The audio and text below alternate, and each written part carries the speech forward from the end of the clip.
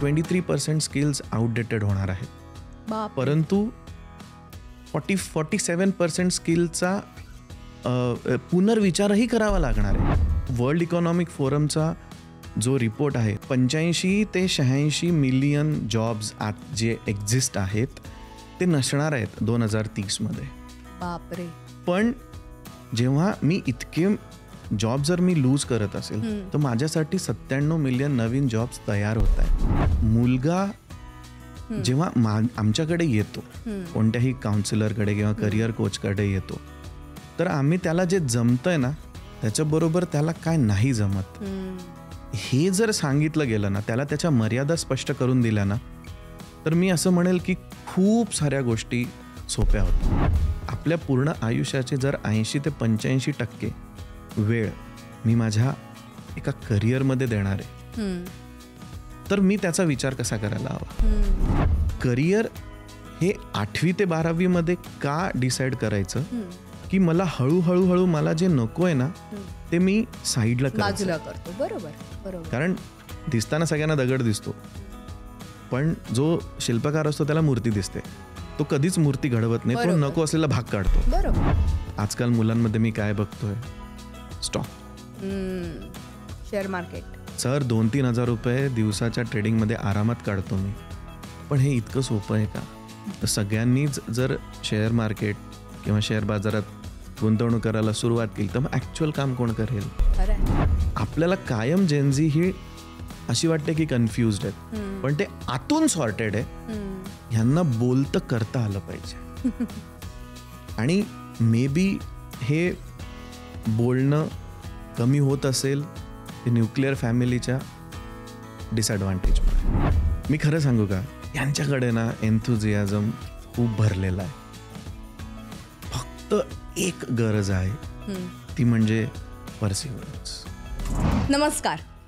ज्यांची मुलं नुकतीच 10वी आणि 12वी उत्तीर्ण झाली आहेत अशा पालकांसाठी आणि त्यांच्या पाल्यांसाठी आजचा हा मधुराष्टकचा पॉडकास्ट आम्ही घेऊन आलो आहे.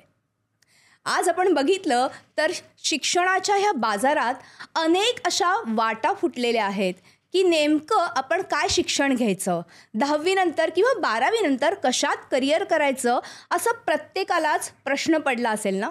ह्या पेचातच तुम्ही असाल ना. काही काळजी करू नका, कारण आज आपल्यासोबत मधुराष्टकच्या या पॉडकास्टमध्ये ह्याच विषयावरती चर्चा करण्यासाठी आलेले आहेत करिअर काउन्सिलर तनय कुलकर्णी. तनय सरांचं मी आमच्या मधुराष्टक ह्या पॉडकास्टमध्ये स्वागत करते. नमस्कार सर. नमस्कार. खरं तर सध्याच्या ह्या युगामध्ये काउन्सिलरला प्रचंड महत्त्व आलंय की नाही. म्हणजे प्रत्येक गोष्टीसाठी जर आपण काउन्सिलरची निवड केली किंवा त्यांचा सल्ला घेतला तर कदाचित आपल्याला खूप फायदा होतो. ह्यामुळेच मी तनय कुलकर्णी सरांना आमच्या ह्या मधुराष्टकच्या पॉडकास्टमध्ये बोलवलं आहे. आता ते ह्या क्षेत्रातले तज्ज्ञ आहेतच, पण त्या व्यतिरिक्त ते तरुण, उत्साही आणि त्याचबरोबर नव्या पिढीच्या विचारांना अनुसरून चालणारे एक करिअर काउन्सिलर आहेत. ते स्वतः शिक्षक आहेतच आणि त्यांनी NCDA USA मधून खास करिअर कोचिंगचा हा सर्टिफिकेट कोर्सही केला आहे. चला तर आज आपण करिअरच्या अनेक संधी कोणत्या आहेत, ह्या करिअरमधून आपलं भवितव्य कसं निवडायचं, काउन्सिलरची करिअर निवडण्यासाठी कशी मदत होते, ह्या सगळ्याबद्दल चर्चा करूया तनय सरांशी. सरांचं पुन्हा एकदा मी स्वागत करते मधुराष्टक ह्या पॉडकास्टमध्ये. सर खूप खूप स्वागत आहे आणि तुम्ही नाशिकवरनं खास आमच्या ह्या पॉडकास्टमध्ये इथे आलेले आहात. खरं तर आता आपण बघितलं तर 10वी आणि 12वी यांचे रिझल्ट लागले आहेत.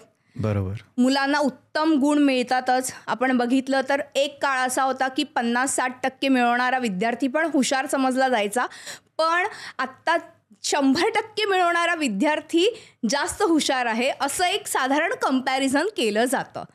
पण आपल्या वेळेचं शिक्षण पद्धती आणि आत्ताची शिक्षण पद्धती ह्याच्यात खूप मोठा फरक आपल्याला जाणवतो. बऱ्याचदा असं होतं की मुलांना तर एवढे चांगले टक्के मिळत आहेत, पण पालकांना प्रश्न पडतो की त्यांनी कोणत्या फील्डमध्ये जावं. अशा वेळेस करिअर काउन्सिलरची अर्थात करिअर कोचची फार मोठी मदत होते. ती कशी काय? अर्थातच सुरुवातीलाच मला फक्त एक सांगावंसं वाटतं की करिअर काउन्सिलर आणि करिअर कोच या दोन वेगळ्या संकल्पना. काउन्सिलर जनरली त्याच्या पास्टमध्ये, एखाद्या स्टुडंट्सच्या पास्टमध्ये त्याच्या ज्या ॲक्टिव्हिटीज आहे त्या सगळ्यांबरोबर त्याच्या ॲनालिटिकल स्किल, त्याच्या न्यूमरिकल स्किल, त्याच्या ॲबिलिटी स्किल या सगळ्यांचा एक सांगोपांग विचार करून मग करिअर सजेस्ट करतो. बरोबर. करिअर कोच तो स्टुडंट जिथे आहे ना आत्ता, त्याच्या काय ॲबिलिटीज आहे तिथून सुरुवात करून त्याच्या ड्रीम करिअरपर्यंत नेण्याचा त्याचा पूर्णपणे प्रयत्न असतो. So that the student should not feel lost anywhere. म्हणजे जसा भूतकाळही महत्वाचा आहे तितकाच वर्तमान काळ. जसं आपण बऱ्याचदा असं म्हणतो की माझ्यात काही स्ट्रेंथ आहेत पण माझ्यात विकनेस पण आहेत. मी विकनेसवर काम करून त्याला स्ट्रेंथमध्ये कन्वर्ट करणार आणि मग करिअरला सुरुवात करणार, एवढा वेळ माझ्याकडे आहे का? नंबर 1. नंबर 2, माझ्या आत्ताच्या स्ट्रेंथवर जर मी कॅपिटलाइज केलं आणि मी माझ्या करिअरचा विचार केला तर हे कधीही चांगलं ठरतं. कारण की याच्यामध्ये स्टुडंट आहे ना त्याचा कॉन्फिडन्स कुठेही गमवत नाही. बरं. आणि कुठेतरी स्टुडंटला असं वाटतं की नाही मैं भी कुछ हूँ यार, मैं भी कुछ कर सकता हूँ. आणि मग आता आपण आपल्या मूळ प्रश्नाकडे येऊ की पालक आणि विद्यार्थी या दोघांनाही तितकंच गरजेचं असतं. कारण की वाटाड्या पाहिजेच असतो. आयुष्यातल्या प्रत्येक वळणावर आपल्याला वाटाड्या पाहिजे असतो. तिथे आम्ही येतो. जसं तुम्ही म्हणालात की आपल्या वेळेस 50-60% मिळायचे आणि आता 99-95 अगदी 100% सुद्धा मिळतात. मी खरं सांगू का, आत्ता 99-95 किंवा 100% मिळणं हे ॲक्सेप्टेड आहे. किंवा मी असं म्हणू शकतो की ते आपल्या वेळेस एक्सेप्शनल होतं पण ते आता फार गरजेचं आहे. पण मार्क हे सगळंच ठरवत नाही. मार्कांची एका लेवलपर्यंत, एका लिमिटपर्यंत गरज असते. आम्ही कुठे स्टेप इन करतो ते सांगतो. वेळ निघून गेल्यावर आम्ही स्टेप इन करतो माझ्याकडे भरपूर वेळ आहे या दोघं वेळेस. आणि जिथे 3P माझा जो आवडता फॉर्म्युला आहे, पॅशन, पॉसिबिलिटीज आणि परफॉर्मन्स, याला मी कुठेतरी माझा 3S फॉर्म्युला ॲप्लिकेबल करतो. एक, तुमच्यात स्पार्क आहे का? बरोबर. दुसरं, तुमची सुटेबिलिटी आहे का? आणि सगळ्यात तिसरं आणि महत्त्वाचं म्हणजे तुम्ही किती सस्टेन करू शकता. कारण जर 2025चा वर्ल्ड इकॉनॉमिक फोरमचा आपण जर रिपोर्ट वाचला ज्याच्यामध्ये 2025च्या जॉब्स आणि स्किलबद्दल खूप बोललं गेलं आहे, त्या रिपोर्टनुसार 23% स्किल्स आउटडेटेड होणार आहेत. परंतु 47% स्किलचा पुनर्विचारही करावा लागणार आहे. म्हणजे आज जो मुलगा 10वीत किंवा 12वीत आहे किंवा जो ग्रॅज्युएट आहे तो त्याचं करिअर, त्याचं क्षेत्र निवडत असताना नेमकं कशा पद्धतीने विचार करावा याच्यासाठी ना तो वर्ल्ड इकॉनॉमिक फोरमचा जो रिपोर्ट आहे तो मी असं म्हणेल की सगळ्याच पालकांनी आणि सगळ्याच विद्यार्थ्यांनी परत परत परत वाचायला हवा. बरं. कारण की त्याच्यामध्ये जवळजवळ 87% किंवा मी जर ॲक्च्युअल नंबर्समध्ये सांगायचं तर कुठेतरी एक 85 ते 86 मिलियन जॉब्स जे एक्झिस्ट आहेत ते नसणार आहेत 2030मध्ये. बापरे. पण जेव्हा मी इतके जॉब जर मी लूज करत असेल तर माझ्यासाठी 97 मिलियन नवीन जॉब्स तयार होत आहेत. प्रश्न हा येतो, मी त्याच्यासाठी रेडी आहे का? म्हणजे अगदी सोपं भाषेत सांगायचं तर 10वीच्या मुलाला आज खूप कळतं पण त्याला सांगितलं गेलं तर बरोबर. याच्यासाठी एक मी छोटंसं उदाहरण देतो बघ. आपल्या घरामध्ये लहान बाळ असतं, ओके, एक साधारणतः 2 किंवा 3 वर्षाचं, नुकतंच हाताने जेवायला, स्वतःहून जेवायला शिकलेलं असतं ते. तर आई ताटलीमध्ये सगळे पदार्थ घेऊन येते, ओके, पण मुलगा तेच उचलतो जे त्याला आवडतं. बरोबर बरोबर. पण आईला 2 गोष्टींकडे बघायचं असतं. एक, माझ्या बाळाचा चौरस आहार, आणि आई नेमका तोच घास उचलते जो त्याला आवडत नाही, तो हाताने दूर सारतो. पण तो हाताने दूर सारत असताना आई त्याला चिवकावची गोष्ट सांगते. याचा अर्थ मला माझ्या विद्यार्थ्याला किंवा माझ्या पाल्याला अशा पद्धतीने समजून सांगायचं आहे. मला त्याचा चौकस आहार म्हणजे त्याला सगळ्या फील्डची माहिती पण द्यायची आहे, प्लस मला त्याच्या तब्येतीची म्हणजे त्याच्या स्किल्सची, त्याच्या स्ट्रेंथची काळजी पण घ्यायची. आणि ॲट द एंड आपण बघतो की आई ती पूर्ण ताटली रिकामी करते. म्हणजे आपण कशा पद्धतीने विद्यार्थ्यांना किंवा पाल्याला अप्रोच होतो यावर खूप काही गोष्टी ठरतात. बरोबर. आणि तिथेच आम्ही येतो. बऱ्याचदा आपली ती मराठीत म्हणे ना, सोनाराने कान टोचणे, ती पण होते, हरकत नाही. पण येस, मी एकदा म्हणेल की 8वी ते 12वी हा जो ॲक्च्युअल फाउंडेशन पिरियड असतो ना करिअरसाठीचा, त्याच्यामध्ये जर मुलामध्ये उपजात गुण असतील ना तर त्याला कोणाचीच गरज नाही. म्हणजे आपण हे जे बघतो ना, सगळे जे टॉपर्स येतात, एंट्रन्स एक्झाम्स घे किंवा कोणत्या पण स्कूलच्या एक्झाम्स, त्याच्यामध्ये ना खरंच त्यांना गरज असते का शिक्षकांची? त्यांना खरंच गरज असते का कोणा मदतीची? ते स्वतःहून आतमधूनच इन्स्पायर्ड असतात. पण हे किती आहे? तर हे वरचे 10%. आणि खालचे जे 10% असतात सोसायटीमधले, त्या बिचाऱ्यांना माहितीच नसतं की मला नेमकं काय करायचं. बरोबर. पण खरं सांगू का, मधले जे 80% असतात ना, त्यांच्यावर सगळी दुनिया पण चालते आणि त्यांना जास्त गरज पण असते. सो आमचा रोल जास्तीत जास्त त्यांच्याकडे पण आहे. आत्ता तुम्ही सांगितलं की एकूणच काउन्सिलरची कशी मदत होते. पण आत्ता पण बघितलं तर थोडेसे संभ्रमात आहेत पालक की कशामध्ये करिअर करायचे, आपल्या मुलाला योग्य मार्गदर्शन कसं मिळेल, हे सगळं आहे. पण मुलगा हुशार आहे कारण 90% वरती मार्क मिळालेत. पण 10वी किंवा 12वीला 90% वरती मार्क मिळणं म्हणजे आत्ता हा बघितलं तर ट्रेंड झाला आहे. अनेक मुलांना म्हणजे हजारो लाखो विद्यार्थ्यांना हे मार्क सहजपणे मिळतात. मग प्रत्येकाने पूर्वी कसं होतं की एका पर्टिक्युलर एक आपण क्रायटेरिया ठरवलेला होता की 90% वरती म्हणजे सायन्सला जा, 80% वरती म्हणजे कॉमर्सला जा आणि त्याच्या खाली जे पर्सेंटेज मिळतील ते सगळे आर्ट्सला जा. हे एक पूर्वीचा एक फॉर्म्युला होता टिपिकल सगळ्या कुटुंबांमध्ये. आत्तासुद्धा तो फॉर्म्युला बऱ्याच कुटुंबांमध्ये बघायला मिळतो की तुम्ही जे आहे तेच करा, तुम्हाला काय बाकी जमणार नाही. पण त्या विद्यार्थ्यामधलं स्किल किंवा पुढे येणारं स्कोप, ह्या सगळ्या गोष्टी किती महत्त्वाच्या आहेत. कारण आज आपण बघितलं तर स्किल डेव्हलपमेंटला प्रचंड वाव आहे. तर त्याविषयी मला जाणून घ्यायचं आहे. नक्कीच. आजही काही सिनारिओ बदलला नाही, जसं तुम्ही म्हणालात तसं. आणि हे काळ्या दगडावरची पांढरी रेघ आहे. पण हे सगळ्या गोष्टी होत असताना मुलगा जेव्हा आमच्याकडे येतो, कोणत्याही काउन्सिलरकडे किंवा करिअर कोचकडे येतो, तर आम्ही त्याला जे जमतंय ना त्याच्याबरोबर त्याला काय नाही जमत हे जर सांगितलं गेलं ना, त्याला त्याच्या मर्यादा स्पष्ट करून दिल्या ना, तर मी असं म्हणेल की खूप साऱ्या गोष्टी सोप्या होतात. बरोबर. आणि मार्कांचं म्हणाल तर हो, 90% आणि त्याच्या पुढे मिळणारे खूप मुलं आहेत. याला कारण आहे की आता फार प्रेडिक्टेबल झाली आहे एक्झाम सिस्टीम. मी एज्युकेशन सिस्टीमबद्दल नाही म्हणत आहे. एक्झाम सिस्टीम फार प्रेडिक्टेबल आहे. तुमचे क्वेश्चन स्ट्रक्चर्ड असतात, तुमची मार्किंग स्कीम सगळ्यांना माहिती असते आणि चॅप्टर वाईज वेटेज आहे माझ्याकडे आणि मला माहिती मला काय करायचं आहे. पण त्याच्यामुळे मी मार्क्स आणणार आणि ते एका लिमिटपर्यंत गरजेचं आहे. मी परत का सांगतोय, कारण की काही ठिकाणी स्कॉलरशिपसाठी लागतात, काही पर्सेंटेज लागतात. प्लस समाज, 4 लोक क्या कहेंगे. बरं, ते 4 लोक कधीच कोणासमोर येत नाही. सामाजिक प्रतिष्ठा असतेच, म्हणून मला 90 आणि त्याच्यापेक्षा जास्त मार्क्स मिळवावेच लागतात. प्लस हार्डली 1 किंवा 2% मुलांमध्ये ना तो एक मॉरल बूस्ट असतो, तो एक कॉन्फिडन्स असतो.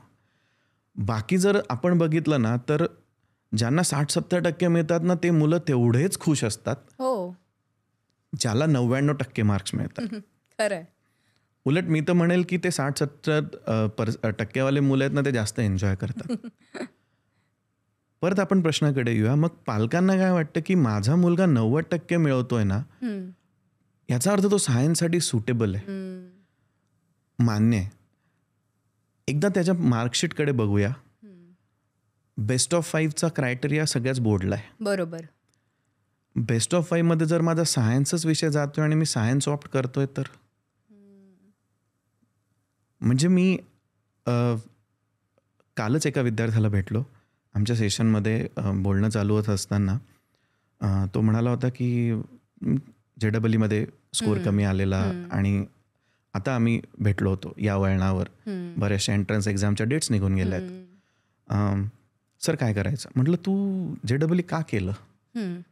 सर तेव्हा ना मॅथ्समध्ये खूप चांगले मार्क होते. म्हटलं सायन्सचं काय? म्हणजे सायन्स कमी होतं. म्हटलं मग तुला एवढे मार्क्स आले कसे?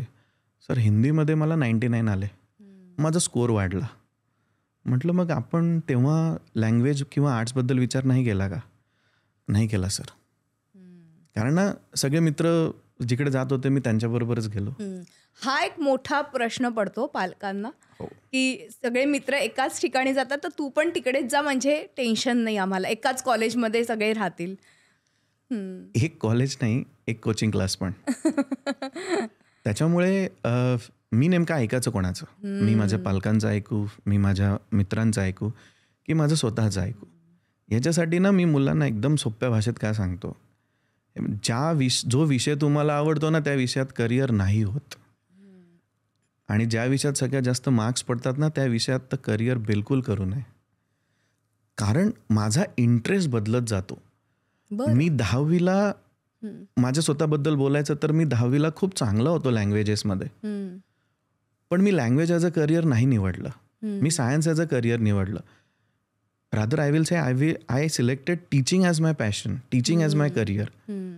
आणि त्याच्यानंतर मला जेव्हा विद्यार्थ्यांमध्ये वावरायला आवडायला लागलं, मी जेव्हा विद्यार्थ्यांशी बोलायला लागलो तेव्हा कळलं की अरे यार हे तर माझ्यापेक्षा जास्त भरकटलेत. साधारणपणे आपल्याला एक आपल्या मुलाची आवड कळायला सुरुवात होते एक 8वीच्या आसपास किंवा 7वी 8वीच्या आसपास. आणि मग विद्यार्थ्यांनी पण त्या दिशेने खरं तर पावलं उचलणं किंवा त्या दिशेने विचार करायला सुरुवात करणं फार महत्त्वाचं आहे. आणि तसे विद्यार्थी आता खूप हुशार आहेत, खूप त्यांना नॉलेजही आहे आणि आपण बघितलं तर एक्सपोजर मोठ्या प्रमाणात आहे. पूर्वी तेवढं नव्हतं. पण आत्ताची जर आपण बऱ्याचदा असं होतं की करिअर नेमकं काय, करिअर म्हणजे काय, ही स्पष्टताच आपल्या शिक्षण पद्धतीमध्ये दिलेली नाही आहे. हो, पूर्वी होती. आता कुठेतरी आपलं जे सरकार आहे, आपलं जे गव्हर्नमेंट आहे त्याच्यावर नक्कीच विचार करते. आपली जी नवीन NEP 2020 जी आता इम्प्लिमेंट होणार आहे ह्याच्यामध्ये मल्टिपल एंट्री मल्टिपल एक्झिट्स आहेत. आणि ह्याच्यावर आहे ना त्या वर्ल्ड इकॉनॉमिक फोरममध्ये जे स्किल दिलेत किंवा UN जे सस्टेनेबल डेव्हलपमेंटल गोल्स आहे याचा फार बारकाईने विचार केला आहे. त्यामुळे मुलांना एक्सपोजर आहे, पण मुलांना ना माहितीचं एक्सपोजर आहे. म्हणून मी नेहमी सांगतो गुगलपेक्षा गाईड कधी पण चांगला. कारण की इतकं त्यांचं मेनू कार्ड खूप मोठं आहे आणि त्या मेनू कार्डमधून मला काय हवं आहे ना ते घ्यायला खूप वेळ जातो. करिअर माझ्या दृष्टीने त्याची व्याख्या अगदी सोपं आहे. माझं शिक्षण फॉर्मल एज्युकेशन आपण ज्याला म्हणतो ते 25व्या वर्षी पूर्ण होतं. बरोबर. एक धरून चालू कोणत्याच पद्धतीचं काही ऑब्स्टॅकल नाही आलं तर. तिथून पुढे वयाच्या 60 वर्षापर्यंत एक आपली जी मानसिकता आहे 35-40 वर्षाचा पिरियड राहतो. म्हणजे आपल्या पूर्ण आयुष्याचे जर 80 ते 85% वेळ मी माझ्या एका करिअरमध्ये देणार आहे तर मी त्याचा विचार कसा करायला हवा. मग मी तो पैशाच्या दृष्टीने करू, मी तो कंपनीच्या दृष्टीने करू, मी तो वर्क प्लेसच्या दृष्टीने करू म्हणजे कोणत्या कंट्रीत, भारतातच राहून फॉरेनमध्ये, की मला आनंद मिळेल त्या फील्डमध्ये जाऊन करू. आता परत आनंदाची व्याख्या रिलेटिव्ह आहे. पण मी तर असं म्हणेल की ज्याला व्यवस्थित माहिती आहे मला काय करायचं आहे आणि मला माझ्या गरजा काय आणि त्या हिशोबाने जर मी पैसे मिळवणार असेल तर ते करिअर माझ्यासाठी सुटेबल आहे. अननेसेसरी ऑप्टिमिस्टिक असणं पण चुकीचं. उदाहरणार्थ गेल्या आठवड्यातलं एक 10वी परीक्षा दिलेली मुलगी माझ्याकडे आली होती. सर होमिओपॅथी करायचं आहे. म्हटलं का बाळा? काय ते साबुदाण्याच्या गोळ्या द्यायला परवडतं. म्हटलं बरं, पण तू असं कधी घडलंय का की ब्लड वगैरे पाहिलं आणि तुला चक्कर वक्कर आले किंवा इंजेक्शन घेताना त्रास होतो की तू घाबरते. हो, मी लहानपणापासून इंजेक्शनला घाबरते. म्हटलं का माहिती आहे का, जरी तू BMSला चालली आहे, तुला पोस्टमॉर्टम तर बघावंच लागणार आहे. बरोबर.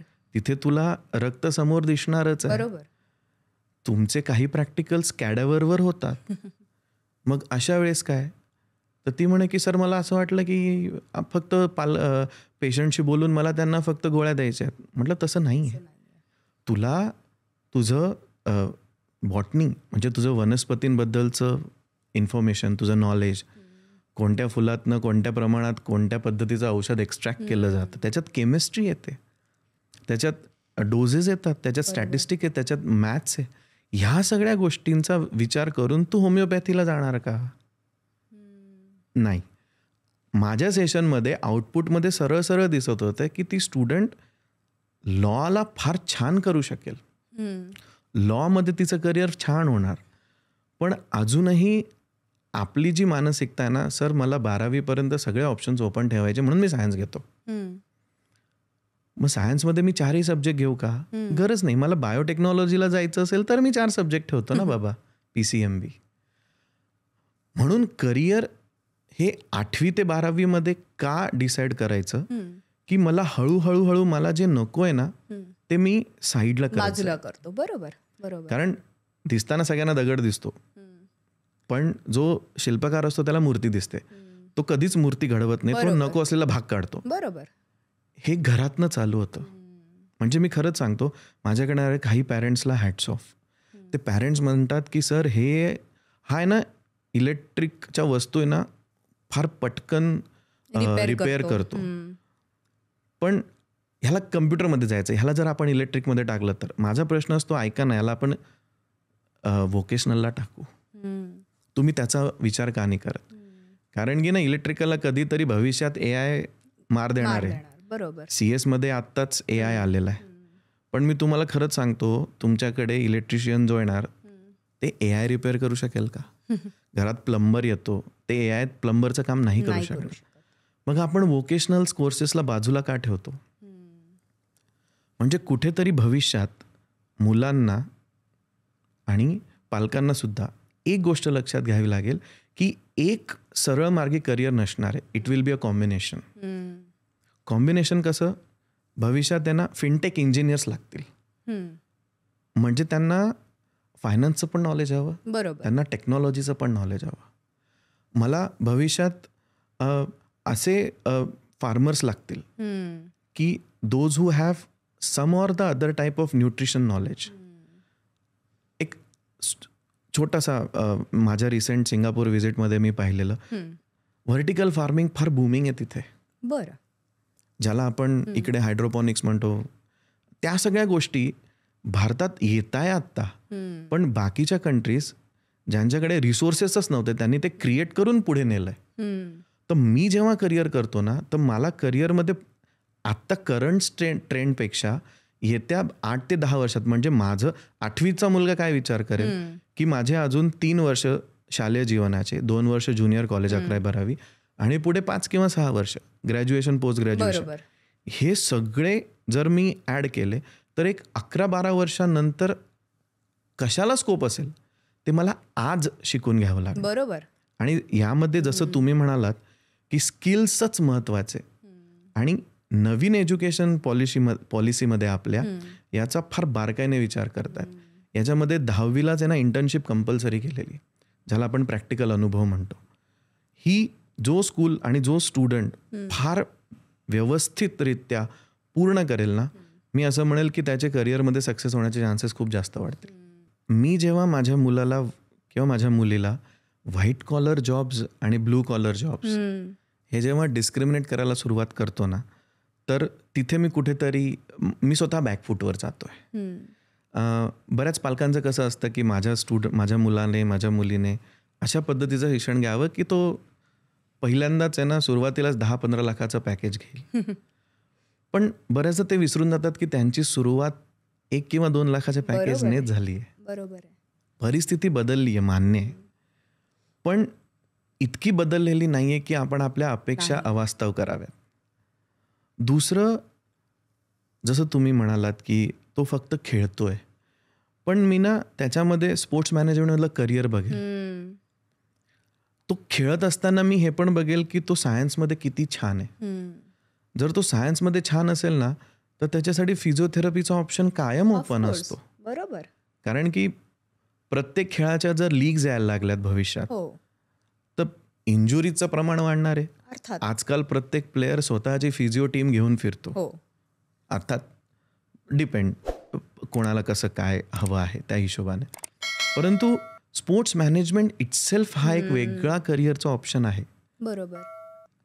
परत तो मुलगा सोलो गेम खेळतोय का तो टीम गेम्स खेळतोय याच्यामध्ये त्याचं करिअर डिपेंड आहे.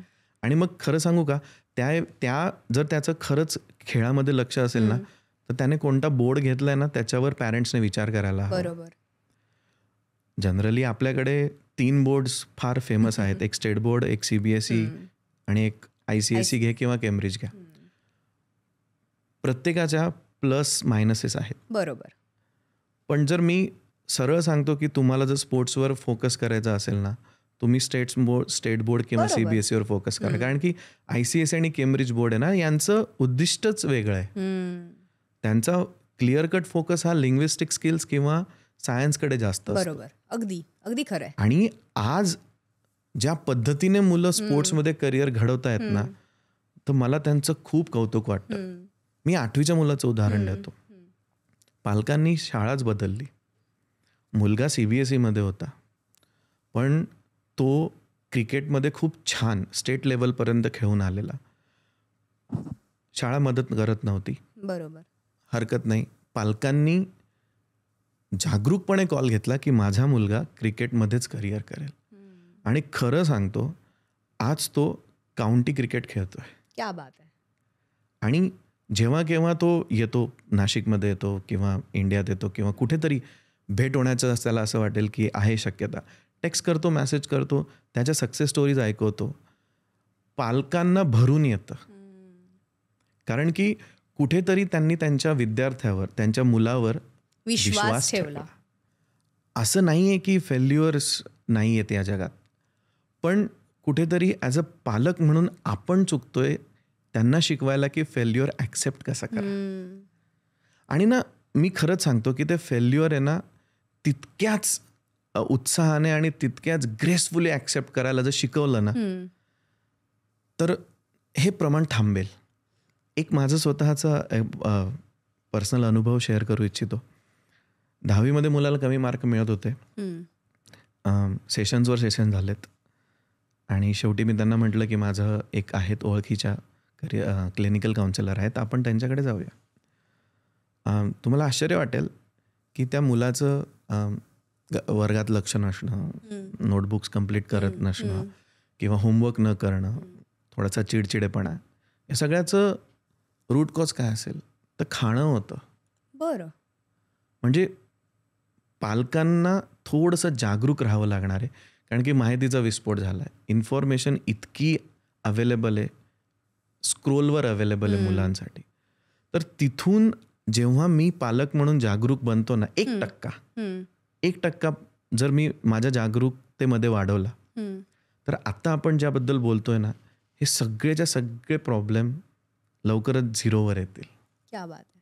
पण जागृत होणं फार महत्त्वाचं. जागरूकता अवेअरनेस. कारण की वर्ल्ड इकॉनॉमिक फोरमच्या त्या स्किल लिस्टमध्ये ना अडॅप्टिबिलिटी हे सगळ्यात टॉपला आहे. आणि मला अडॅप्टिबिलिटी जर आणायची असेल ती मी नाही आणली तर माझ्या मुलीत कुठून येईल. बरोबर बरोबर. तर सुरुवात मी म्हणून म्हणतो की काउन्सिलिंगची सुरुवात आम्ही फार नंतर येतो, आधी पालक. बऱ्याचदा असं होतं ना तनय सर की काही बाबतीमध्ये आत्ता आपण बघितलं तर TV वर येणारे वेगवेगळे प्रोग्राम्स म्हणजे मास्टर शेफ असेल, शार्क टँक असेल किंवा इतर काही असे प्रोग्राम्स की जेणेकरून लोकांना त्याच्यातून कुठेतरी काहीतरी माहिती मिळते आणि मग अरे माझा मुलगा आहे ना ते मास्टर शेफ बघून ना काय काय पदार्थ बनवतो, त्याला ना आता होम सायन्सला जायचं आहे किंवा त्याला हॉटेल मॅनेजमेंट करायचं आहे किंवा एखादा म्हणतो की मला बिझनेस करायचा आहे, आत्ताच्या आत्ता बिझनेस सुरू करायचा आहे. म्हणजे 10वी-12वी नुकताच पास झालेला विद्यार्थी असेल आणि त्याने ह्या सगळ्या क्षेत्राकडे वळणं हे कितपत योग्य. आणि पालकही त्यांना तो त्याला आम्ही हॉटेल काढून देऊ किंवा त्याला आम्ही सगळ्या गोष्टी सुविधा पुरवू. पण असं इतकं सोपं एक आहे, हे इतकं सोपं नसतं. हे बऱ्याचदा काही पालकांना माहितीच नाही आहे. कारण योग्य एकतर मुळात माहितीचा अभाव आपल्याकडे, त्याच्यामुळे हे एक्सपोजर दिसत असतं. अरे नाही किती चांगलं आहे, विराट कोहली पण हॉटेल काढू शकतो, तर माझा मुलगा का काढू शकत नाही, असं पण बोलणारे पालक आहेत. म्हणजे तो क्रिकेट खेळतो, अरे हो पण त्याचा ब्रँड आहे ना तयार झालेला, हा तुम्ही विचार करणं पण तितकंच महत्त्वाचं आहे. मग अशा वेळी ॲप्टिट्यूड टेस्ट किंवा IQ सारख्या टेस्ट ह्या फार उपयोगी पडू शकतात का? Aptitude test, personality test, psychometric test ह्या सगळ्या फार गरजेच्या आहे. जसं मी आधी पण म्हटलं की मला काय करायचं आहे, त्याच्यापेक्षा मला काय नाही करायचं, ह्या दोघींचा रिझल्ट मला ह्याच्यातनं मिळतोय. कारण गोंधळलेले असतात. गोंधळलेले असू दे किंवा नसू दे. म्हणजे माझ्याकडे अशीही मुलं येतात, सर मला आहे ना काय करायचं माहिती आहे, हा माझा प्लॅन A आहे, हा माझा प्लॅन B आहे, तरी पण मला एकदा सायकोमॅट्रिक करून बघायचं आहे की माझा खुंटा किती बळकट आहे. कारण की मी जर UX UI डिझायनिंग हे करिअर निवडत असेल तर ॲप्टिट्यूड टेस्टमध्ये माझ्याकडे स्पेशल ॲबिलिटी पाहिजे, पण सायकोमेट्रिकमध्ये ना माझ्याकडे इमोशनल क्वेश्चन तेवढाच स्ट्रॉंग हवा. कारण की UX UI डिझायनिंग करत असताना मी वेळोवेळी बसून तितक्या प्रमाणात एका जागेवर कॉन्सन्ट्रेशनने सगळ्या पद्धतीच्या डिझायनिंग्स एक पद्धतीने सिंक्रोनाइज करून मला पाहिजे तसं ॲप किंवा वेबसाईट बनवू शकतो का, आणि ते किती अपील होईल माझ्या क्लायंटला मी सांगतोय की मी 15 वेळाच तुमच्या याच्यात रिटरेशन करू शकेल, पण तो 50 वेळा सांगतोय तर माझी ऐकण्याची क्षमता आहे का मी दुसऱ्या तिसऱ्या मीटिंगमध्ये I am losing my temper. म्हणून ॲप्टिट्यूड टेस्ट, म्हणून सायकोमॅट्रिक टेस्ट. कारण की ह्याच्यातनं मला माझे स्ट्रेंथ कळतात, माझे विकनेस कळतात, माझ्या ऑपॉर्च्युनिटीज कळतात, आणि तसेच माझे इम्प्रूव्हमेंट एरियाज पण कळतात. पण ही जितकं लवकर तितकं चांगलं. खरंय. कारण की वेळ निघून गेल्यावर आमचे पण ऑप्शन्स कमी होऊन जातात, आणि कितपत आपण परत सुरुवात करणार. पण मग हे साधारणपणे ह्या टेस्ट कधी कराव्यात? ह्याचा बेस्ट टाइम आहे ना 8वीतून 9वीत ट्रान्सफॉर्मेशन होत असताना. कारण की बऱ्याच ठिकाणी ना 9वीला आपल्याला स्पेशल सब्जेक्ट्स घ्यावे लागतात, आणि 9वी 10वीच्या मानाने खूप जास्त डिफिकल्ट आहे. आणि हे पालकांनी कधीतरी कुठेतरी समजून घ्यायला हवं की 9वीत मार्क्स कमी येतात. Master chef, shark tank India, त्याच्यापेक्षा जास्त सांगू का, आजकाल मुलांमध्ये मी काय बघतोय, स्टॉक, शेअर मार्केट. सर 2-3 हजार रुपये दिवसाच्या ट्रेडिंगमध्ये आरामात काढतो मी. पण हे इतकं सोपं आहे का? सगळ्यांनीच जर शेअर मार्केट किंवा शेअर बाजारात गुंतवणूक करायला सुरुवात केली तर मग ॲक्च्युअल काम कोण करेल? खरंय. मग एक रिक्षावाला सुद्धा रिक्षा चालवून बंद करून घरी बसेल ना? असं नसतं. हा बऱ्याचदा ना हा फुगा असतो, आणि हा कधीतरी फुटतोच. इझी मनी आहे ना? इझी मनी. मी त्याच मुद्द्यावर पण येणारच आहे. मला म्हणायचं काय, मास्टर शेफचं उदाहरण घेऊ. छान बनवतो ना तो, मग आपण कलिनरीचा का विचार नाही करत? हो, खरंय. बरं, तुम्ही तो छान बनवतो तर कलिनरी आर्टचा विचार करतायत, पण त्याला हे सांगा ना, हॉटेल मॅनेजमेंटमध्ये हाऊसकीपिंग पण डिपार्टमेंट असतं. जर तो फार छान पदार्थ बनवतोय ना, तर हॉटेल मॅनेजमेंटच्या इंटर्नशिपमध्ये डे 1ला त्यांना 10 ते 15 किलो भाज्या चिरायला लावतात, आणि प्रत्येक क्यूबची साईज सेम हवी. हे जेव्हा त्यांना सांगितलं जाईल तेव्हा त्यांना रियालिटी कळेल. म्हणजे मी एका सेमिनारला गेलो होतो, तिथे एक नामांकित शेफ आले होते. त्यांनी त्यांचं सगळं शिक्षण फॉरेन कंट्रीजमध्ये केलं होतं. तर त्यांनी मला सांगितलं की माझे जे शेफ होते ना शिकवणारे, ते कितीही स्नो पडू दे, कितीही पाऊस पडू दे तिथे, अगदी म्हणजे कमरेपर्यंत जरी स्नो आला ना तरी ते येऊन कॅफे उघडायचे.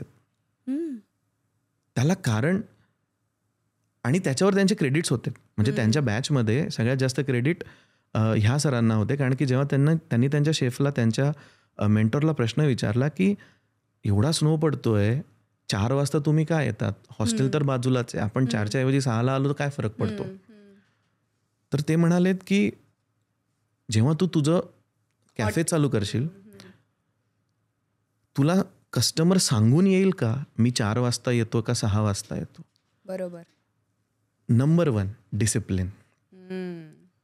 म्हणजे कस्टमर तुझ्याकडे येऊ दे नाही तर नको येऊ दे, तुला 4 वाजता यायचंच आहे. आणि जेव्हा तू बटाट्याचे काप, मराठीत आपण तो बटाट्याच्या काचऱ्या म्हणतो, तर त्या बटाट्याच्या काचऱ्या करत असताना किंवा फ्राईज करत असताना त्याची एक प्रत्येकाची लेंथ हवी, प्रत्येकाचा थिकनेस हवा, नाही तर ते जळणार. आईने पण जेव्हा मला स्वयंपाक करायला शिकवलं तर तेव्हा कांदा कसा चिरायचा, काही पदार्थांमध्ये आपण उभा चिरतो, काही पदार्थांमध्ये स्क्वेअर कट लागतात, त्याला कारण आहे. बरोबर आहे. कारण की तो अर्धवट कच्चा पक्का राहिला तर तो बदलणार आहे. आणि हेच करिअर आहे. म्हणजे सुरुवात इथून होते की माझ्यात जे नाहीये मी त्याच्यावर फोकस करतोय की माझ्याकडे जे आहे त्याच्यावर फोकस करू. शार्क टँक इंडिया बिझनेस, अरे एन नंबर ऑफ रील्स आहेत, एन नंबर ऑफ रील्स आहेत की 2000 हा बिझनेस चालू करा, 3000 हा बिझनेस चालू करा. मी आपल्या पॉडकास्टच्या माध्यमातून पालकांना आणि मुलांना पण सांगतो, जेव्हा तुम्ही ते रील बघत असताना तर ते रील किंवा तो व्हिडिओ किंवा तो शॉर्ट त्या तुमच्याबरोबर किती लोकांनी बघितलाय ते बघा. म्हणजे ऑलरेडी ह्या लोकांकडे ती आयडिया पोहोचलेली आहे. मग तुम्ही याच्यात डिफरन्सिएशन काय करणार आहात? बरोबर. तुम्ही तुमचं प्रॉडक्ट किती इनोव्हेट करणार? बरं, शार्क टँकमध्ये सगळ्यांनाच मिळतात का? नाही. सगळ्यांनाच डील्स मिळत नाहीत. आणि हे जर असेल तर मग बॅक टू बेसिक्स. म्हणजे कुठून सुरुवात होते माहिती का बिझनेसेससाठी? माझा अल्जेब्रामध्ये किती मार्क्स आलेत. मी मार्क्स म्हणतोय म्हणजे मला असं म्हणायचं आहे की माझ्या कॉन्सेप्ट किती क्लिअर आहेत. मला जर माहिती आहे की मला माझं प्रॉफिट अँड लॉस कुठे, तर मी माझ्या प्रॉडक्टवर काम करून डिफरन्सिएशन करून परत शार्क टँकमध्ये जाऊ शकतो. आणि काय सांगणार, कितीतरी अस्पेक्ट्स आहेत जे शेअर बाजार कंट्रोल करतं. कोविडमध्ये सगळेच घरी बसले होते, पण कोविडमध्ये सगळ्यांनी खरंच केलं का इन्व्हेस्ट? कोविडमध्ये 25,000वर आपला सेन्सेक्स गेला होता, आज तो 80,000च्या पुढे. पण तो 25 ते 80ची जंप किती लोकांनी टॉलरेट केली? हे असं नसतं. आणि मी खरंच सांगतो की शेअर बाजारामध्ये जे पालक विद्यार्थ्यांना मोटिवेट करतात ना, त्यांनी त्यांना पेपर ट्रेडिंग शिकवा. बरोबर, ते चालेल. कारण की त्याच्यामध्ये ना त्यांचं स्किल घासून घासून शार्प होतील. आणि बाय द टाइम ते त्यांचं अर्न करायला सुरुवात करतील, त्यांना म्हणा आता एक काम कर, तू तुझ्या सॅलरीचा 50% इन्व्हेस्ट कर. मग त्यांना रिअलाइज होईल की हार्ड मनी काय असतो कम्पेअर्ड टू इझी मनी.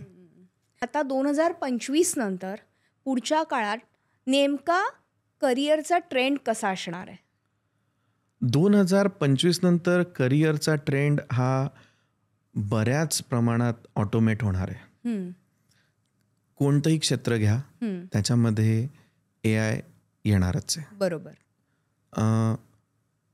माझी आवड, ज्याला मी थोडंसं एक्झॅजरेट करतो, ती आवड माझी पॅशन आहे का? आता पॅशन काय असते? पॅशन आणि आवडमध्ये मी माझ्या पद्धतीने डिफरन्सिएशन असं करतो की आवड असेल तर मला 2 तासाचा वेळ मिळतो ना तेव्हा मी ते करेल. पण पॅशन ही अशी असेल की मी त्याच्यासाठी माझी दिवस रात्र एक करून काम करेल. तर आवड हा एकमेव फॅक्टर नसावा. मी माझ्या आवडीला पॅशनमध्ये कन्वर्ट करू शकतोय का? नाहीतर मग सरळ जो सरधोपट मार्ग आहे तो निवडा, त्याच्यावर काम करा आणि सस्टेन व्हा. कारण कुठेही फोटोग्राफी माझी आवड असेल, मी फोटो कुठे टाकू? शटर स्टॉकवर टाकू, मला 5 रुपये मिळतील एका फोटोचे. मला तिथे कॉम्पिटिशन आहे. कॉम्पिटिशन मला सगळीकडे. मला जर ट्रेंड विचारात घ्यायचा असेल ना, तर मी या ट्रेंडला 3 ते 4 वेगळ्या वेगळ्या पद्धतीने क्लासिफाय करेल. बरोबर. एक, तुम्ही तुमचं स्किल किती अपडेट करताय.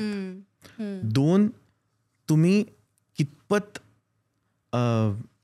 आपण ज्याला म्हणतो ना की तुम्ही कितपत रिलेव्हंट राहताय तुमच्या सेक्टरमध्ये. उदाहरणार्थ, मी स्वतः शिक्षक आहे, पण मी खरं सांगू का, गेल्या कोविडपासूनच म्हणजे गेल्या 4-5 वर्षापासून आम्ही स्वतः इतका एआयचा अभ्यास केलाय ना जितका आम्ही आमच्या विषयाचा पण नाही केलाय. बिकॉज कुठेतरी हा थ्रेट आहे की भविष्यात रोबो जर उभे राहिले आमच्या जागेवर वर्गामध्ये शिकवायला, तर मग there is a big question mark on our existence. तर 2025 नंतरचा जो ट्रेंड येणार आहे ना, तो 2 ठिकाणी येणार आहे. तो म्हणजे एक, तुमच्या अंगभूत असलेले स्किल, आणि 2, दुसरं, तुम्ही कितपत अजून 3ऱ्या किंवा 4थ्या वेगळ्या विषयामधलं नॉलेज आणि त्याच्यामध्ये एक्सपर्टीज मिळवतात. थोडक्यात त्याला आपण इंटरडिसिप्लिनरी अप्रोच म्हणतो. मी एक उदाहरण दिलं तुम्हाला फिनटेक इंजिनियर्सचं. हा तोच ट्रेंड आहे. भविष्यामध्ये BBA आणि फार्मिंग एकत्र होईल.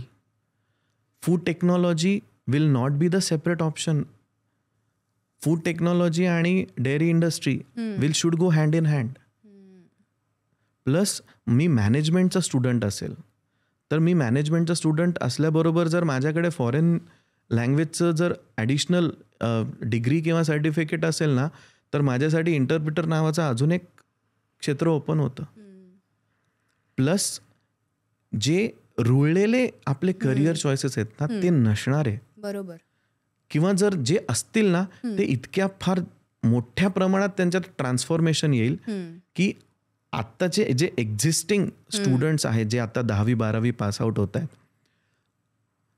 ते जेव्हा इंडस्ट्री रेडी होतील, तर ते इंडस्ट्री रेडी होत असताना त्यांच्या कॉलेजने किंवा त्यांनी स्वतः वेगवेगळ्या सेमिनार्स, वेबिनार्स, वर्कशॉप्स, इंटर्नशिप्स याद्वारे जे नवीन स्किल्स जे आत्ता घडतं इंडस्ट्रीमध्ये, तो गॅप ते कितपत कमी करू शकतील ह्याच्यावर ट्रेंड ठरेल आणि ह्याच्यावर स्कोप ठरेल.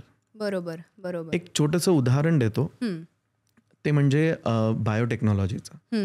आवडता विषय माझा व्हॅक्सिन. पहिल्यांदा असं घडलं होतं की एखाद्या पॅन्डेमिक डिझीजची व्हॅक्सिन वर्षभरामध्ये या जगात अवेलेबल झाली. हे फक्त आणि फक्त बायोटेक्नॉलॉजिस्टमुळे झालं. बरोबर. हिस्ट्री काढून बघितली आपण तर कोणत्याही पॅन्डेमिक डिझीजची व्हॅक्सिन इतक्या लवकर आली नव्हती. त्या सायंटिस्टला आपण सॅल्यूट केला, त्यांच्यासाठी आपण टाळ्या वाजवल्या, त्यांना आपण ॲप्रिशिएट केलं. पण हे का शक्य झालं? कारण की ॲट अ टाईम वेगळ्या वेगळ्या सेक्टर्सचे लोक त्यांच्यासाठी मदतीला धावून आलेत. हो. आणि तेव्हा सुरुवात झाली मल्टीडिसिप्लिनरी, ट्रान्सडिसिप्लिनरी, इंटरडिसिप्लिनरी अप्रोचची. आणि हा ट्रेंड कंटिन्यू राहणार आहे. हा ट्रेंड कंटिन्यू राहणार आहे. मला माहिती नाही, पण पुढचं जे उदाहरण आहे ते कितपत आपल्या याच्यासाठी सुटेबल असेल पॉडकास्टसाठी. फोन आला होता, ऑपरेशन सिंदूर दुसरा दिवस होता, मला फोन आला. मी त्याच्याशी रिलेटेड फेसबुकवर पोस्ट पण केली. फोन आला, सर काहीतरी करायचं देशासाठी, आर्मीमध्ये जायचं. हां. म्हटलं मग काय करणार तू? सर ते NDA वगैरे करूया ना, 11वीतच आहे, करून घेतो सर तयारी. अरे म्हटलं गरज नाही आहे राजा. प्रत्येक जणाने जर बंदूक घेऊन आपण गेलो, हे हे हे कसलं उदाहरण होतं माहिती आहे का? हे माझ्यावर इमिडिएट जो इम्पॅक्ट होतो ना, खरंय. म्हणजे हे फारच इम्पल्सिव्ह डिसिजन होतं त्याचं. ते सर्जिकल स्ट्राईक नंतरही झालं होतं, ते आता ऑपरेशन सिंदूर नंतरही होतंय. जेव्हा मी त्याला म्हटलं की गरज नाहीये, सी तू ऑलरेडी ठरवलेलं आहे, म्हणजे आमचे 4 सेशन झाले होते त्याच्यावर ऑलरेडी. तो मला त्याचं ठरलं होतं की मी मास कम्युनिकेशनमध्ये जाणार. अरे म्हटलं डिफेन्स काय म्हणतात, तू डिफेन्सबद्दल आर्टिकल्स लिही. Defence journalism itself upcoming booming career आहे. खरंय खरंय. मग आपण त्याच्याबद्दलच बोलूया ना. तू त्याच्यावरच आर्टिकल्स लिही, त्याच्यावरच. तुला अजून काही करायचं असेल तर मग तू मास कम्युनिकेशनमध्ये जा आणि तिथून तू फिल्म्स डायरेक्टमध्ये पण करू शकतोस तू. मग ह्या सगळ्या गोष्टी गरज नाही आहे ना की मी प्रत्येक वेळेस जाऊन लढायलाच हवं. तो हा जो इम्पल्सिव्ह अप्रोच आहे स्पेशली जेन झी मधला, तो कुठेतरी त्यांच्यासाठी वरदान पण आहे आणि त्यांच्यासाठी शाप पण. ह्याच मुद्द्याकडे येणार होते. ह्या पिढीकडे कशा पद्धतीने बघितलं पाहिजे आणि त्या पिढीला खरंच पुढे जाऊन काही आहे का जॉब ऑपॉर्च्युनिटीज किंवा काय असणार आहे करिअर, ह्याबद्दल मला जाणून घ्यायचं आहे. कारण करिअर निवडताना ह्या सगळ्याची आपण काळजी घेतली पाहिजे. नक्कीच. माझा अप्रोच थोडासा वेगळा आहे जेनझी बद्दल. कारण तुम्ही तरुणांच्या विचारांना अनुसरून चालतायत आणि मी रोजच त्यांच्याशी डील करतो. मी त्यांना, माझ्या मुलांना कधी कधी म्हणतो पण की I am really jealous of your generation. असं वाटतं की मी फार म्हातारा झालो आहे किंवा मी फार लवकर जन्माला आलो. मी खरं सांगू का, यांच्याकडे ना एन्थुझियाझम खूप भरलेला आहे. फक्त एक गरज आहे, ती म्हणजे परसिव्हरन्स. एक गरज आहे की ह्यांना एका जागी स्वस्थ बसवून कामाला लावायची. पण आहे ना, हे त्यांच्या पद्धतीने घेतलं ना तर फार लवकर तुम्हाला पाहिजे ते रिझल्ट देतात हे लोक. म्हणजे जॉब सेक्टरमध्ये पण आहे ना, तुम्ही बघाल तर मीम्स खूप येत आहेत. मिलेनियल्स बॉस आणि जेनझी एम्प्लॉय, तो त्याला आउटस्मार्ट करतोय. पण नाही, ह्यांच्याकडे एक जो गुण आहे ना तो मिलेनियल्सकडे नाही आहे. तो म्हणजे टेक्नॉलॉजीला अडॅप्ट करायचा. हे इमोशनल फ्रंटवर आहे ना, आपण यांना कधीही मार देऊ, पण टेक्नॉलॉजी फ्रंटवर हे आपल्याला नेहमीच वर चढतात. हे मान्य आहे, हे अगदी मान्य आहे. आणि म्हणूनच मी ना त्यांच्याच स्ट्रेंथचा वापर करून त्यांच्यासाठीच त्यांना आवडीचं कार्यक्षेत्र निवडायला मदत करतो. मी खरंच सांगतो, मी त्यांच्याबद्दल जेलस का आहे. हे ना आपल्यापेक्षा आज्ञाधारक बनू शकतात, इतकं त्यांच्यात पोटेन्शियल आहे. मान्य आहे ते त्यांचं सेंटेन्स कंप्लीट नाही करत. म्हणजे मी विचारतो मुलांना, काय रे तुला करायला आवडेल का? हो चालेल, बघतो, सांगतो तुम्हाला. अरे मग पुढचं सेशन आपल्याला 8 दिवसात करायचं आहे. 8 दिवस आहे ना, बघतो ना. नाही, पण तू जर मला अगोदर सांगितलं ही मी डेस्परेट आहे. पण माहिती का, त्याच्या डोक्यात पिक्चर क्लिअर आहे. He or she must be trying my patience. हे मी त्यांच्याकडनं शिकलो की अरे थांब ना, मी काढतो ना माझा पत्ता, पण मी वेळेवर काढेल. आणि ह्यांच्याकडून अजून एक काय ना, एक परसिव्हरन्स हा त्यांचा ड्रॉबॅक जर सोडला, कन्सिस्टन्सी आपण ज्याला म्हणून मराठीत चिकाटी म्हणतो. ह्यांना चिकाटी कधी मिळते किंवा हे कोणत्या क्षेत्रात चिकाटीने काम करता माहिती का, की त्यांचे जे मोटिवेटिंग फॅक्टर्स असतात ते त्यांना मिळायला हवेत. म्हणजे विटामिन एम मिलेनियलसाठी होतं यार, पैसा पाहिजे पाहिजे पाहिजे. ह्यांना आहे ना कदाचित आजकाल पैसा पण नको असतो, यांना ग्लॅमर पण नको आहे, यांना बऱ्याचदा पॅशन नसली तरी चालेल. त्याच्यामुळे ना आपल्याला कायम जेनझी ही अशी वाटते की कन्फ्युज्ड आहेत, पण ते आतून सॉर्टेड आहे. ह्यांना बोलतं करता आलं पाहिजे. आणि मे बी हे बोलणं कमी होत असेल ते न्यूक्लिअर फॅमिलीच्या डिसएडव्हान्टेजमुळे, पण हे बोलतात. आणि जेनझीचं फ्युचर खरंच खूप ब्राईट आहे. प्लीज माझ्यावर विश्वास ठेवा. कारण ह्यांच्यामध्ये जर जे इंट्रिन्सिक यांच्या पोटेन्शियल्स आहेत ना, ते जर बाहेर काढता आले वेळेत तर खूप मजा येते. रोज झोपण्यापूर्वी अर्धा पाऊण तास फक्त त्यांच्या लाईफमध्ये काय चाललंय ना ह्याच्याबद्दल जरी आपण डिस्कशन केलं ना, बरोबर, फक्त एक आहे की त्यांच्या पेन पॉइंटला हात नका लाव. तुम्हाला माहिती की त्यांचं, तू जसं म्हणाली की मुलगी शाळेत आहे वगैरे, माहिती उद्या ओपन हाऊस आहे, उद्या रिझल्ट आहे, तो विषय टाळून बोला ना. ओके, कारण की मुलगा, तो विद्यार्थी ऑलरेडी टेन्शनमध्ये की उद्या माझा रिझल्ट आहे, उद्या माझं ओपन हाऊस आहे, हे शाळेत येणार आहेत. आणि मी आता त्यांच्यावर बोलतोय, मग किती मिळणार मॅथ्समध्ये. सुरुवात तिथे झाली, मुलाने कम्युनिकेशन ब्रेक करायला सुरुवात. आपण कसं कम्युनिकेशन करायचं ह्या पिढीशी हे शिकणं आता आपल्याला फार गरजेचं आहे असं मला वाटतं. म्हणूनच तो अडॅप्टेबिलिटी एक नंबरचा जो स्किल आहे ना, तो मला, तो तुम्हाला, तो सगळ्यांना ऍक्सेप्ट करा. कारण की अडॅप्टेबिलिटी दुसरा जो स्किल आहे ना, तो क्रिटिकल थिंकिंग आहे. आणि क्रिटिकल थिंकिंगच्या नंतर 3 नंबरला जो लागतोय तो म्हणजे डिझाईन थिंकिंग. बरं. आणि हे सगळे स्किल ह्यांच्यामध्ये इनहेरंट येत आहेत, कारण की ह्यांना इझी ॲक्सेस आहे इन्फॉर्मेशनचा, इझी ॲक्सेस आहे टेक्नॉलॉजीचा. फक्त त्याला म्हणजे अनकव्हर करता आलं पाहिजे. आणि ह्याची खरंच सुरुवात प्रामाणिकपणे सांगतो कम्युनिकेशनने होते. मला वाटतं तनय सर, ह्या सगळ्यामध्ये पालकांना एकूणच करिअरचा लँडस्केप कसा असावा ह्याबद्दल, अगदी शेवटच्या प्रश्नाकडे आपण येतोय, कसा असावा ह्याबद्दल सांगाल? करिअरचा लँडस्केप फार विस्तृत आहे. म्हणजे मी असं म्हणतो की आपण ह्याची तुलना करूया एका एम्प्टी कॅनव्हास, व्हाईट कॅनव्हासवर. त्याच्यावर कोणता कलर कुठे वापरायचा आहे आणि कशा पद्धतीने वापरायचा, हे जर आपण मुलांवर सोडलं ना, पण मुलांवर सोडण्याआधी जर आपण त्यांना समजावून सांगितलं तर ते फार एक खूप छान पेंटिंग होऊ शकेल. सुरुवात इथून करा की प्रत्येक वेळेस माझा मुलगा, माझी मुलगी जे करतं ते करिअर नाही आहे. कदाचित मी चुकत असेन, कदाचित मी माझ्या मुलाला, माझ्या मुलीला तितकं एक्सपोजर देऊ शकत नसेल. मला असं वाटतं ना, माझ्या मुलाने सिव्हिल सर्व्हिसमध्ये काम करायला हवं, तर मी किती वेळा त्याला कलेक्टरकडे घेऊन गेलोय.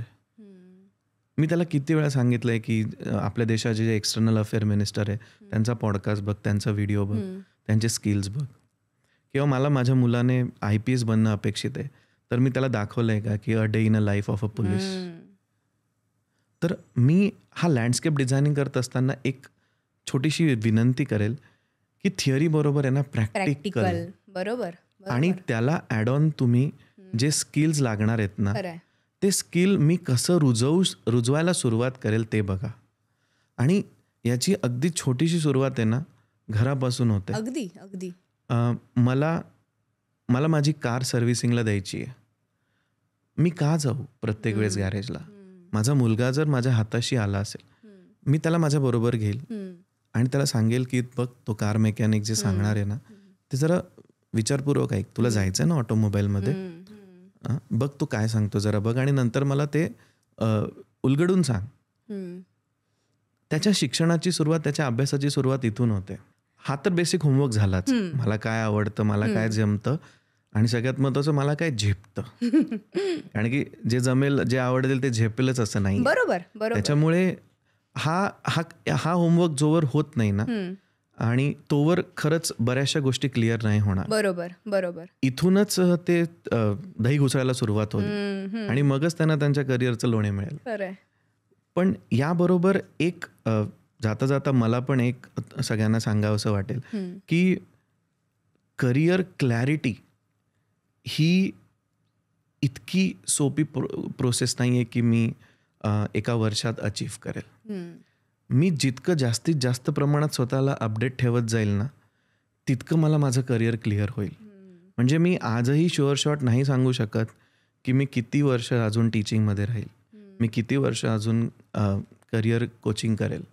कारण ज्या दिवशी मी शिकणं थांबेल माझं स्वतः, मी त्या दिवशी ना हळूहळू इरिलेव्हंट व्हायला सुरुवात करणार. बरोबर. म्हणूनच मला आपल्या पॉडकास्टच्या माध्यमातून सगळ्यांना सांगायला आवडेल की विद्यार्थी हा जो शब्द आहे, विद आणि अर्थी, जो कायम शिकत राहतो, तर हे जोवर आपण समजून आणि उमजून घेत नाही, तोवर प्रत्येकाच्या करिअरमध्ये कधी ना कधीतरी फुल स्टॉप लागण्याचे चान्सेस आहेत. अगदी. खूप छान. खरं तर तुम्ही आत्ता ह्या सगळ्याबद्दल चर्चा केली, मार्गदर्शन केलं, आणि एकूणच बघितलं तर करिअर कसं निवडायचं हे सोपं नाहीच आहे.